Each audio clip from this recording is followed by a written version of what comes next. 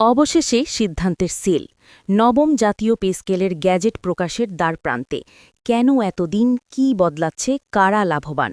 বন্ধুরা, বিস্তারিত আলোচনা যাওয়ার পূর্বে এখনও যারা চ্যানেলটি সাবস্ক্রাইব করেননি, দয়া করে এখনই চ্যানেলটি সাবস্ক্রাইব করে বেল বাটনটি অন করে দিন।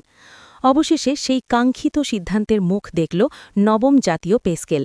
দীর্ঘদিনের অপেক্ষা, আন্দোলন, চাপ, অনিশ্চয়তা আর নানা গুঞ্জনের পর সরকারের উচ্চ পর্যায় থেকে চূড়ান্তভাবে জানিয়ে দেওয়া হয়েছে নবম পে স্কেলের গ্যাজেট পাশ হয়েছে এবং খুব শিগগিরই এটি আনুষ্ঠানিকভাবে প্রকাশ হতে যাচ্ছে।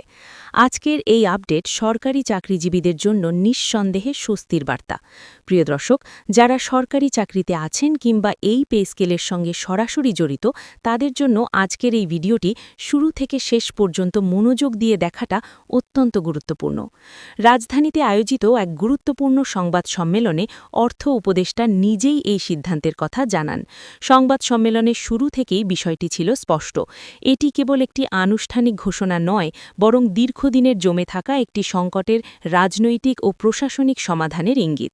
অর্থ উপদেষ্টা জানান, নবম পে স্কেল সংক্রান্ত গ্যাজেট প্রকাশের জন্য প্রয়োজনীয় সব প্রশাসনিক ও আইনি প্রক্রিয়া সম্পন্ন হয়েছে এবং এটি এখন প্রকাশের জন্য প্রস্তুত অবস্থায় রয়েছে।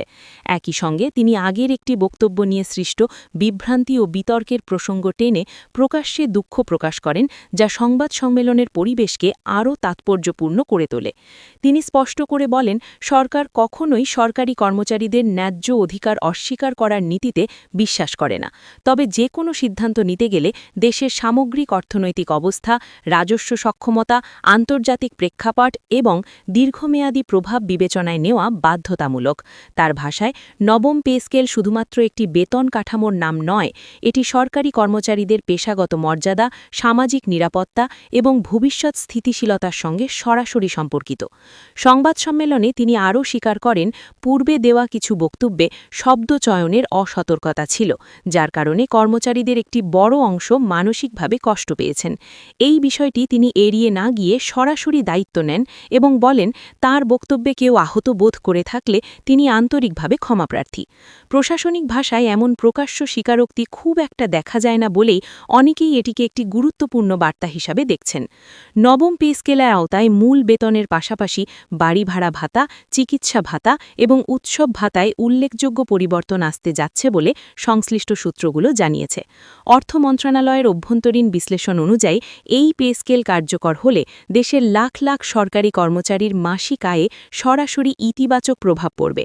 বিশেষ করে নিম্ন ও মধ্যম স্তরের কর্মচারীদের জন্য এটি হবে বাস্তব অর্থে একটি স্বস্তির সিদ্ধান্ত। অর্থ উপদেষ্টা স্পষ্ট করেন, এই সিদ্ধান্ত কোনো হঠাৎ আবেগের ফল নয়। এর পেছনে রয়েছে দীর্ঘ সময়ের আলোচনা, একাধিক বৈঠক, বিভিন্ন মন্ত্রণালয় ও দপ্তরের মতামত এবং বাস্তব অর্থনৈতিক তথ্য বিশ্লেষণ। তিনি স্বীকার করেন যে কর্মচারীদের টানা আন্দোলন সরকারের সিদ্ধান্ত গ্রহণের ক্ষেত্রে একটি গুরুত্বপূর্ণ ভূমিকা রেখেছে। তবে সরকার সেই চাপকে সংঘাতের পথে না নিয়ে আলোচনার মাধ্যমেই সমাধানের চেষ্টা করেছে। গত কয়েক মাস ধরে no pay scale no vote slogan রাজপথ থেকে শুরু করে সামাজিক যোগাযোগ মাধ্যম পর্যন্ত ব্যাপক আলোড়ন সৃষ্টি করেছিল। ধারাবাহিক কর্মসূচি, অবস্থান কর্মসূচি, সমাবেশ এবং হুঁশিয়ারি কর্মচারী আন্দোলনকে এক পর্যায়ে জাতীয় আলোচনার কেন্দ্রে নিয়ে আসে। বিশ্লেষকদের মতে এই ধারাবাহিক চাপই শেষ পর্যন্ত নবম পে স্কেলের গ্যাজেট পাশ হওয়ার পথ প্রশস্ত করেছে। বিশেষজ্ঞরা বলছেন, এই সিদ্ধান্তের ভেতরে শুধু অর্থনৈতিক নয়, একটি শক্ত রাজনৈতিক ও সামাজিক বার্তাও রয়েছে। সামনে রাজনৈতিক কর্মসূচি ও নির্বাচন সংশ্লিষ্ট বাস্তবতা বিবেচনায় নিলে সরকারি কর্মচারীদের সঙ্গে সরকারের সম্পর্ক পুনর্গঠনে এই সিদ্ধান্ত একটি কৌশলগত ভূমিকা পালন করবে। কর্মচারীদের দীর্ঘদিনের ক্ষোভ ও অনিশ্চয়তা কিছুটা হলেও প্রশমিত হবে, এমনটাই ধারণা করা হচ্ছে। তবে অর্থ উপদেষ্টা এটাও স্পষ্ট করে দেন যে পে স্কেল বাস্তবায়নের ক্ষেত্রে কোনো বৈষম্য রাখা হবে না। সকল স্তরের কর্মচারী এই কাঠামোর আওতাভুক্ত হবেন। যদিও বাস্তবায়ন প্রক্রিয়া ধাপে ধাপে সম্পন্ন করা হবে, যাতে করে রাষ্ট্রের আর্থিক ভারসাম্য বজায় থাকে এবং প্রশাসনিক ব্যবস্থাপনায় অস্থিরতা না সৃষ্টি হয়।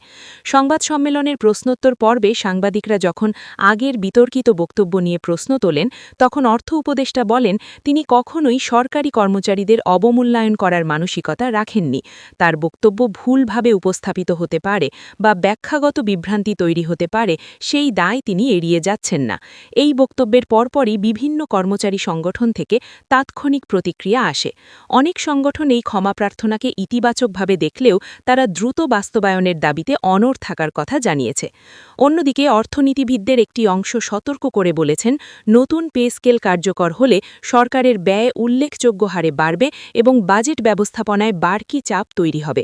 তবে অর্থ মন্ত্রণালয়ের পক্ষ থেকে জানানো হয়েছে যে এই অতিরিক্ত ব্যয় সামাল দেওয়ার জন্য সরকার আগাম প্রস্তুতি নিয়েছে এবং অর্থনৈতিক ভারসাম্য রক্ষার বিষয়টি সর্বোচ্চ গুরুত্বের সঙ্গে বিবেচনা করা হয়েছে। নবম পে স্কেলের গ্যাজেট পাশ হওয়ার খবর ছড়িয়ে পড়ার পর থেকেই দেশের বিভিন্ন সরকারি দপ্তরে আলোচনা শুরু হয়েছে। অনেকেই স্বস্তির নিঃশ্বাস ফেলছেন, আবার কেউ কেউ চূড়ান্ত গ্যাজেট হাতে না পাওয়া পর্যন্ত অপেক্ষা করতে চান।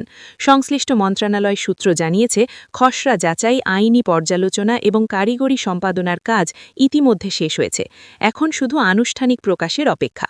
গ্যাজেট প্রকাশের পরপরই বাস্তবায়ন সংক্রান্ত নির্দেশনা জারি করা হবে বলেও জানানো হয়েছে।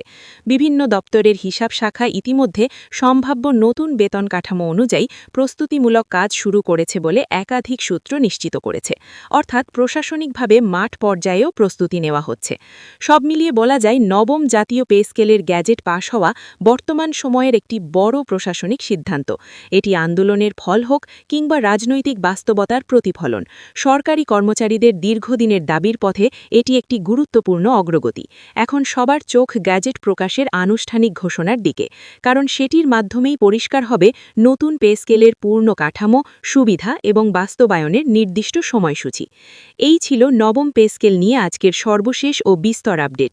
ভিডিওটি গুরুত্বপূর্ণ মনে হলে অবশ্যই লাইক দিন, শেয়ার করুন এবং চ্যানেলটি সাবস্ক্রাইব করে রাখুন, কারণ গ্যাজেট প্রকাশের সঙ্গে সঙ্গে বিস্তারিত বিশ্লেষণ নিয়ে আমরা আবারও হাজির হব। আল্লাহ হাফেজ।